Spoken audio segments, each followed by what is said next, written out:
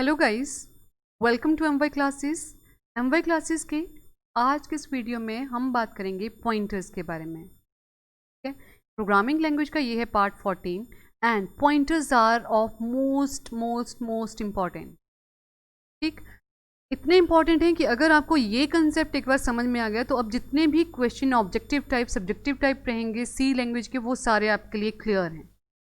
ठीक है, तो before proceeding to the next segment, जितने भी पिछले कंसेप्ट हैं सबको एक बार क्लियर करना, उसके बाद पॉइंटर पे आना। And pointer is of most important.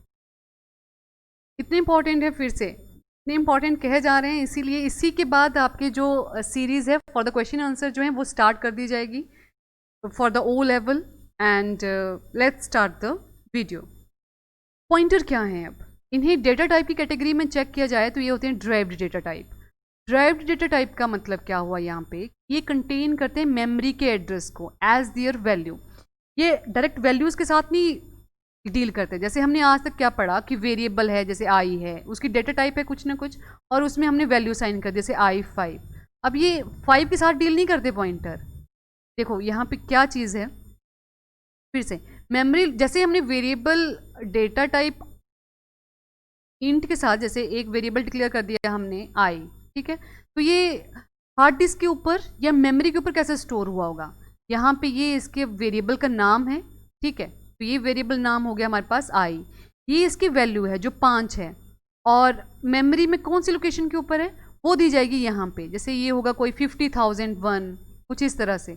कभी आपने अभी तक अगर प्रोग्राम को रन करके देखा है तो जब आप प्रिंट एफ लिखते थे ना, जैसे यहाँ %d लिखा आपने, और बाद में आप जो हैं यहाँ पे एड्रेस ऑफ ए लिख देते थे गलती से, ठीक, तो यहाँ पे जो आपके आंसर आते थे वो आते हैं -16, -20, कुछ इस तरह से। वो क्यों? क्योंकि डेटा टाइप आपकी है इंट। इंट का जो साइज है वो रेंज डिक्लेयर्ड है ऑलरेडी। अब ये क्वेश्चन है आपके लिए कि जो डेटा टाइप इंट है उसकी रेंज कितनी है, और सबसे ज़्यादा जो रेंज है वो कौन से डेटा टाइप की है? रेंज की बात हो रही है, साइज की बात नहीं हो रही यहाँ पे।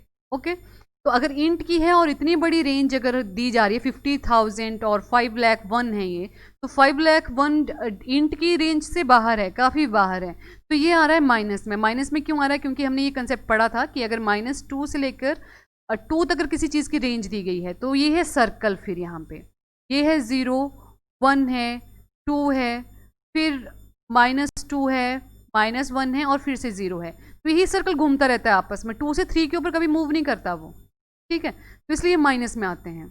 अब ये हो गया इसका वेरिएबल की नाम हो गया, ये होगी वेरिएबल के लिए उस पर्टिकुलर वेरिएबल की या डेटा टाइप की वैल्यू हो गई ये, और ये हो गया इसका एड्रेस। तो पॉइंटर्स में इसी एड्रेस के साथ काम किया जाता है, ये जो एड्रेस दिया गया है, ठीक है, तो ये कंटेन करते हैं मेमोरी के एड्रेस को एज दियर वैल्यू। इनकी एज अ वैल्यू अगर हमें डिक्लेयर करना है तो यही होते हैं यहाँ पे। अब can be use to access and manipulate data stored in the memory.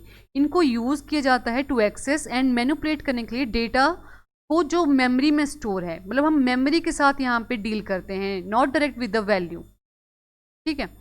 ये एक्सेस करते हैं वेरिएबल को without referring to the name, बिना एक्चुअल वेरिएबल के नाम को रेफर किए हुए यहाँ पे वेरिएबल को एक्सेस किया जाता है डायरेक्टली। यहाँ पे हम 2 ऑपरेटर का यूज़ करते हैं, एक है हमारे पास स्टार का और एक है एड्रेस का।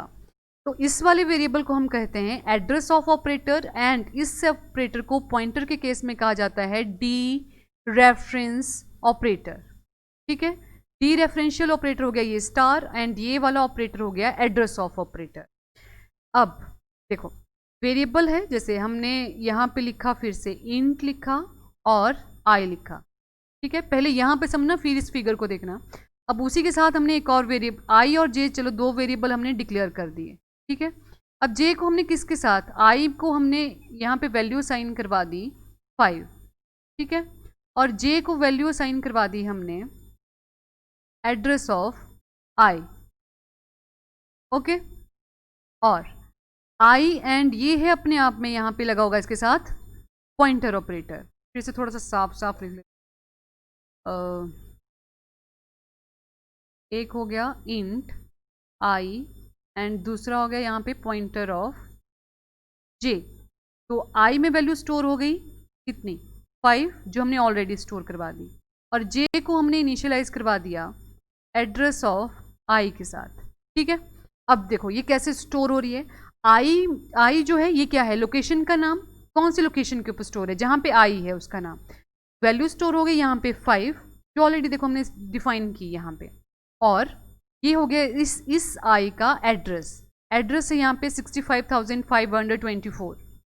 जे को हमने किसके साथ इनिशियलाइज किया, एड्रेस ऑफ आई के साथ। देखो जे फिर से ये तीनों वेरिएबल सेम चलेंगे यहाँ पे, ये है लोकेशन, ओके, ये है इसकी वैल्यू जे की।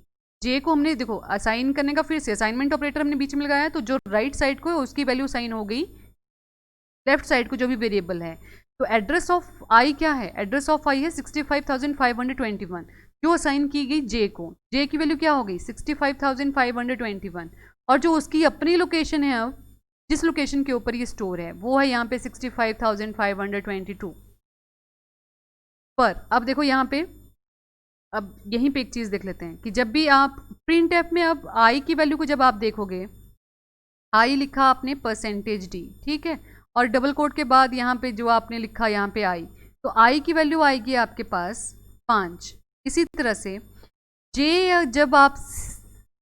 को जब आप सिंगल बिना किसी वेरिएबल के लिख रहे हो यहाँ पे, तो इसका आंसर आना चाहिए आपके पास 65,524। अब ये क्यों, देखो जे जो है उसमें एड्रेस ऑफ आई है आपके पास।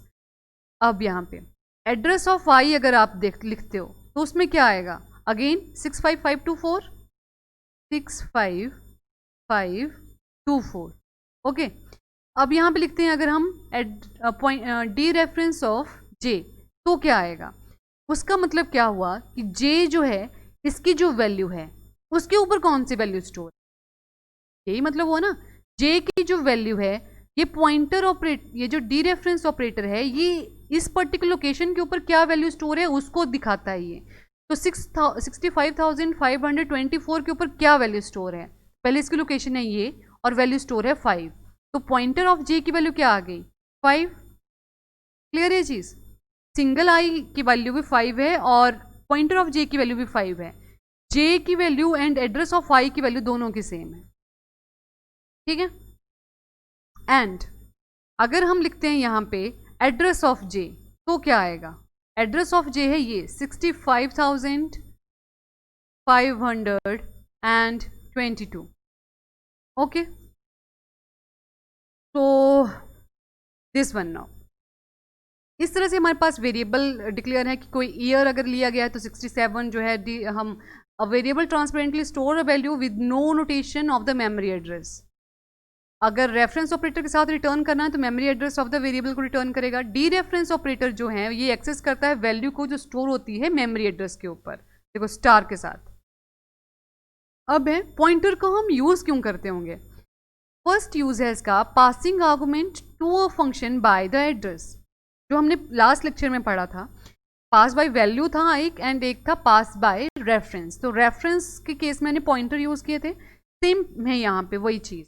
Passing arrays and string to the other function, अगर एरेज को और स्ट्रिंग को पास करना है टू द अदर फंक्शन के लिए तो हम यूज करेंगे पॉइंटर्स का। मैनिपुलेट करना है एरेज को मोर easily by moving the pointers. Create करता है ये कॉम्प्लेक्स डेटा स्ट्रक्चर जैसे कि लिंक लिस्ट है। अब लिंक लिस्ट को थोड़ा सा यहाँ समझ लेते हैं, वैसे इसके ऊपर एक अलग से वैसे वीडियो बनाया जा सकता है कि लिंक लिस्ट में कैसे किया जाएगा। देखो लिस्ट है कुछ इस तरह से, एक यहाँ पे एक वैल्यूज़ दी गई हैं और यहाँ पे जो है उनका रेफरेंस दिया गया होगा कि अगली वैल्यू कहाँ पे मिलेगी। अब जैसे ये है इसकी स्टोरेज की जो टेबल क्रिएट किया, तो जो इनिशियलाइज किया गया लाइक आई को, तो आई को इनिशियलाइज कर दिया गया यहाँ पे 2 से। तो 2 कहाँ पे है, फर्स्ट है, सेकंड है, थर्ड है और फोर्थ है, तो ये हो गया सीरियल नंबर।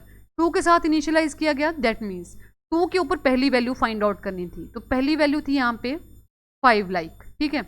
अब जो सेकंड वाला ये वाला जो कॉलम है ये नेक्स्ट वैल्यू, मतलब 5 के बाद अगली वैल्यू कहाँ मिलेगी उसके लिए रेफरेंस देगा। ये लिंक लिस्ट में जो नेक्स्ट कॉलम ये है ये अगले के लिए लिंक देगा आपको। तो यहाँ पे जैसे मैंने 4 लिख दिया तो अगली वैल्यू जो है आपको 4 के ऊपर मिलेगी। तो 4 के ऊपर जैसे यहाँ पे है 20 के बाद अगली वैल्यू कहाँ मिलेगी, लाइक फर्स्ट के ऊपर मिलेगी, तो फर्स्ट अगले का लिंक यहाँ पे दे दिया। फर्स्ट के ऊपर जैसे मैंने यहाँ 100 लिख दिया कि 100 अगली वैल्यू है, तो उसके बाद अगली वैल्यू कहाँ मिलेगी? अगर मिलनी है तो ठीक, अदरवाइज इसको नल के साथ दे दो। तो अगर ये क्रॉस लगा है तो ये नल है, नल है मतलब अगली वैल्यू कहीं नहीं मिलेगी। ओके, ये हो गया लिंक लिस्ट कि अगली वैल्यू का लिंक दिया जाएगा साथ के साथ ही। तो ये थोड़ा सा आइडिया है कि लिंक लिस्ट किस तरह से काम करती हूँ। तो ऐसा कॉम्प्लेक्स स्ट्रक्चर अगर क्रिएट करना है तो उस केस में हम पॉइंटर्स का यूज कर लेते हैं। या ये कम्युनिकेट करता है इन्फॉर्मेशन को about the memory as in the function malloc function. malloc function हम पहले पढ़ चुके हैं। और क्या होता है malloc function? Second question for the day. Next is pointer reduce कर देते हैं length and complexity of the program. Pointers जो हैं ये कॉम्प्लेक्सिटी ऑफ द प्रोग्राम को रिड्यूस करके देते हैं। पॉइंटर की डिक्लेरेशन कैसे है? अब पॉइंटर को इसी तरह से डिक्लेयर किया जाता है, ठीक है। और स्टार के साथ जो है डी रेफरेंसिंग ऑपरेटर यहाँ पे, लाइक यहाँ पे ये दिया गया है स्टार एक्स, और एक्स को कैसे इनिशियलाइज किया गया? Address of Y, assign the address of Y to the X, ठीक है। तो यहाँ पे फिर से इसको समझ लेते हैं पॉइंटर ऑपरेटर को। लाइक इंट ले लिया हमने, एक ले लिया एक्स देखो, और एक ले लिया हमने पॉइंटर ऑफ वाई। अब एक्स को हमने इनिशियलाइज कर दिया 5 के साथ, ठीक है, और वाई को इनिशियलाइज कर दिया गया एड्रेस ऑफ एक्स के साथ। तो अब यहाँ पे साथ के साथ हम वो अपने एड्रेस लोकेशंस भी बनाते चलते हैं। ये है एक्स और ये है वाई। तो एक्स की वैल्यू हो गई लाइक 5, और एक्स का एड्रेस क्या हो गया यहाँ पे? ये ले लेते हैं जैसे हम 2001। वाई की वैल्यू क्या हो गई? Address of x, address of x क्या है? 2001। और वाई की जो अपने एड्रेस है वो क्या होगा? ये कुछ भी हो सकता है यहाँ पे, जैसे लाइक 2008 दे देते हैं हम। जो भी मेमोरी एड्रेस देगी एक्चुअल में वही है। ये हम अपने समझने के लिए यहाँ पे इस वाले एड्रेस को ले रहे हैं, ठीक है। और जो यहाँ पे ये एड्रेस होंगे वही इनकी वैल्यू होगी। तो जब भी कभी प्रोग्राम को कंपाइल करो तो वो डिफरेंट आएंगी ये वैल्यू।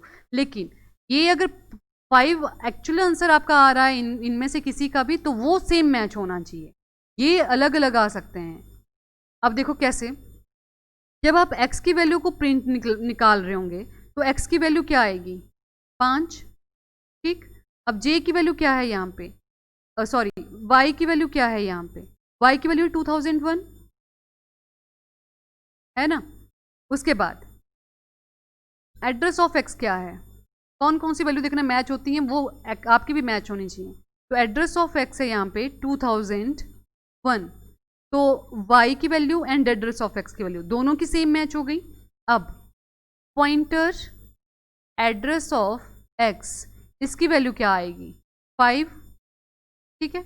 और पॉइंटर y की वैल्यू, इसकी वैल्यू क्या आनी चाहिए? ये भी 5 है। तो ये 3 वैल्यू जो हैं ये सेम है, और ये 2 वैल्यू सेम आएंगी। ये है आपके पास पॉइंटर। अगर इतना कंसेप्ट आपका समझ में आ गया है आपको, then it's seriously of most important concept. ये जितना अभी हमने किया, ये पॉइंटर की डिक्लेरेशन एंड पॉइंटर को किस तरह से हमने वैल्यूज को निकालना है।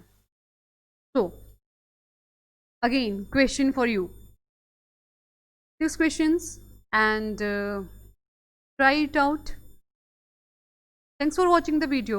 You can follow us on the Telegram as well as on the Facebook. And stay home, stay safe, stay happy. God bless you all.